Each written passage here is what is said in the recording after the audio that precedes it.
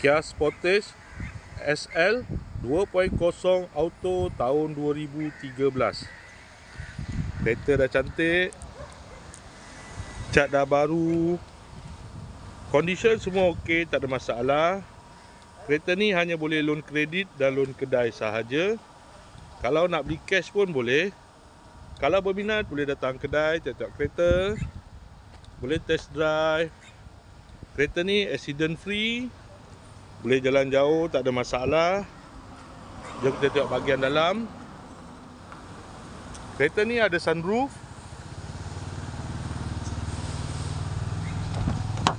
Dalam masih cantik lagi, leather seat.